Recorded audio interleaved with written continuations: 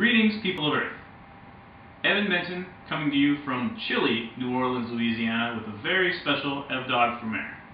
For today marks the 1-year anniversary of my lovely fiance and I purchasing the house you see before you. We were able to buy this house because of the outcome of the 2016 presidential election, on which I placed a large sum of money. Now, I haven't heard anyone espouse the particular theory, I will, as to why Donald Trump was able to win the election, so here's this video. In short, I believe that Donald Trump, or more properly the Donald Trump faction, had insider knowledge as to the true culprits behind 9/11, with which they were able to blackmail Hillary Clinton and the Hillary Clinton faction. Now, before I get into the facts supporting my theory, I want to bring up 3 preliminary points. The first is that the United States is not a democracy, nor a republic. I'm just going to call it what it is, a criminal organization. The fact that we hold elections, the fact that votes are gathered, does not prove the validity of any individual candidacy, nor of the process, and it is simply naive to think otherwise. However, I'm going to nest a little comment here, which is that a lot of people are that naive, and those of us who are discussing these problems need to be aware of that, and they need to be aware of what a paradigm shift it's going to be for these people to realize the incredible corruption, which is par for the course when we're considering these kinds of events. I want to bring up the case of John Titor, a man who claimed to be a time traveler from the year 2037, and I'm not going to say that he really was a time traveler, but it's worth noting that he did claim that in his time, the year 2037, the United States had just come out of a very, very destructive civil war as the result of disclosure.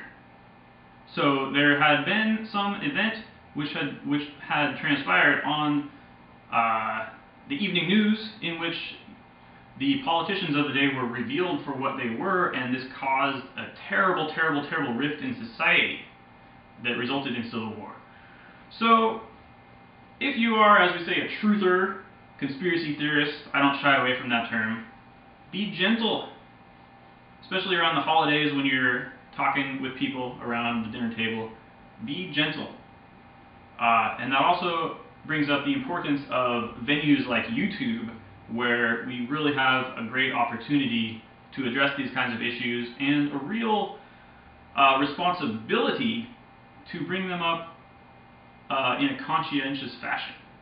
Now, on the other hand, I've got to say, if you're still getting your news from CNN or PBS, we're getting to a stage where that's really not justifiable. So, get with the program, basically.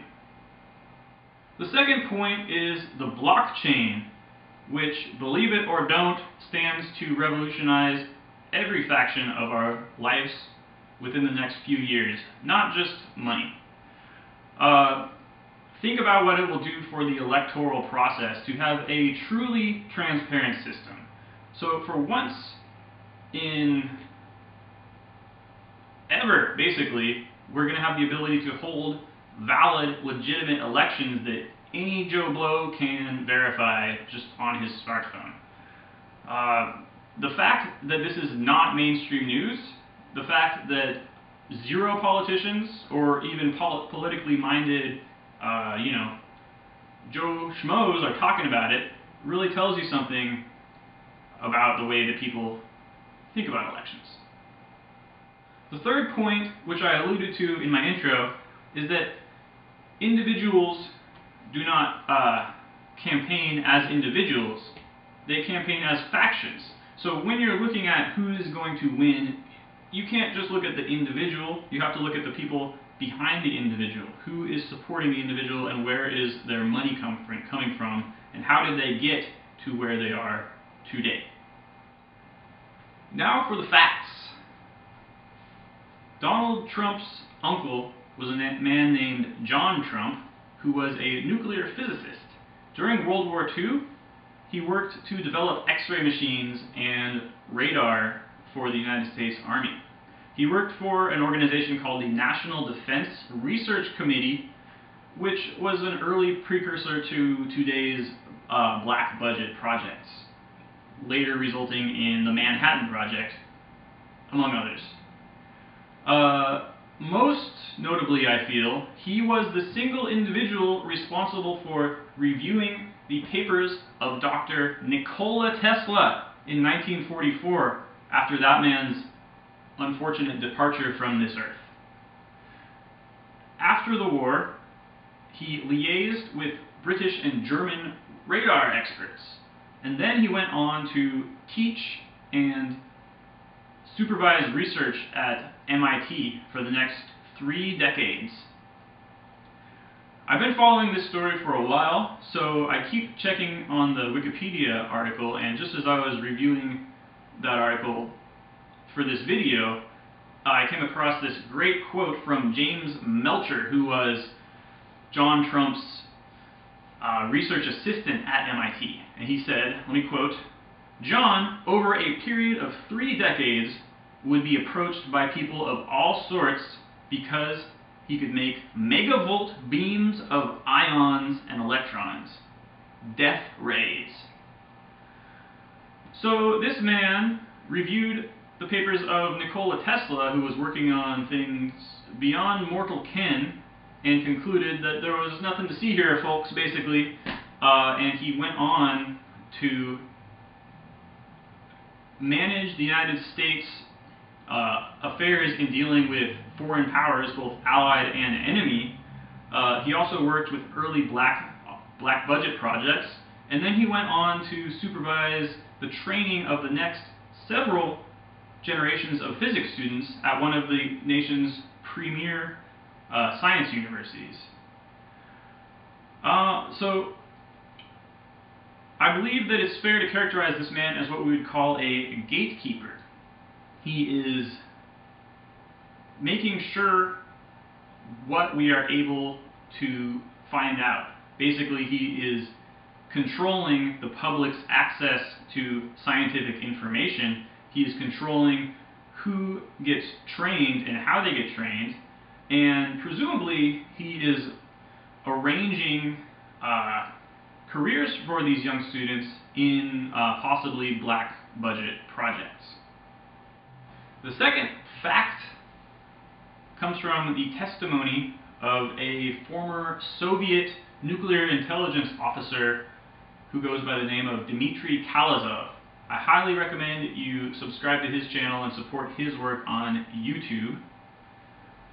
He was active during the 1980s, during which time he claims it was common knowledge that several skyscrapers in the United States cities of New York and Chicago had been constructed with nuclear bombs in their foundations. Whoa! Crazy!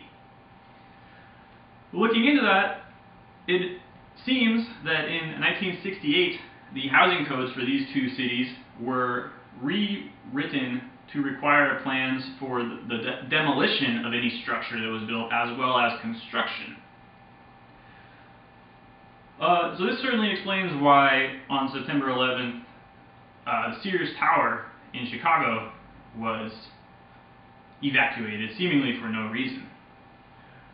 One supporting piece of evidence that I've seen plastered all over the internet is that besides the Twin Towers, there has not been a single steel frame skyscraper demolished in that sort of pancaking method. I've noted that new buildings that I see constructed tend to be in the reinforced concrete construction method, and they seem to have abandoned steel frame skyscrapers after September 11th. However, I'm not a physicist, nor am I an engineer, so it's very difficult for me to comment on that topic. However, I do have a bit of expertise in the field of medicine, and one thing that's always troubled me regarding the events of 9/11 was the cancer rates. Now, in compiling evidence for this video, I attempted to get some hard evidence there, but it's very difficult. I want to just note, however, that cancer, not what most people think. Cancer is thousands of different illnesses, very few of which have been conclusively determined to be caused by any particular cause. But in the case of September 11th, we see high rates of the particular cancers leukemia and thyroid cancer, which are indicators of exposure to nuclear radiation. So, first responders, we have 5,000 diagnoses of cancer, over 1,000 deaths, and who knows what the real numbers there are. But a real interesting event is transpiring in Staten Island at the Fresh Kills landfill, which, if you'll remember, was shut down earlier in the year in 2001, only to be reopened to temporarily serve as the destination for much of the debris which was taken from the 9/11 site. So they are now conducting research into why cancer rates on Staten Island are much higher than in surrounding locales. A final piece of evidence which some people suggest presaged the outcome of the 2016 election was Trump's remarks to Jeb Bush at the February 13th, 2016 Republican National Convention debate, in which he essentially blamed Jeb Bush's brother for the events of 9/11. I'm not going to play that for you. You can find it on the internet. The thing to note is that exactly 1 week later, Jeb Bush dropped out of the race. So people are saying that maybe Donald Trump was hinting, threatening him with the disclosure of that information. So that's basically it for my theory. What it means for the future is that Donald Trump will most likely not persecute the people who were responsible for 9/11 because he himself had foreknowledge of such an event. He had foreknowledge because, as he was famously quoted, his uncle taught him about nuclear before nuclear was nuclear. So you'll remember that he was a big real estate developer in New York City during the time period when the World Trade Center was also going up. So therefore, Trump Tower, as well as any other massive skyscrapers that he may have constructed, probably also have such devices planted in their foundations, as crazy as it sounds. So that's about it for my theory. I'd really like to hear if anyone has any comments or questions. Please leave them below. And as always, please like this video and subscribe to my channel. This has been Evan Benton of Dogg for Mayor.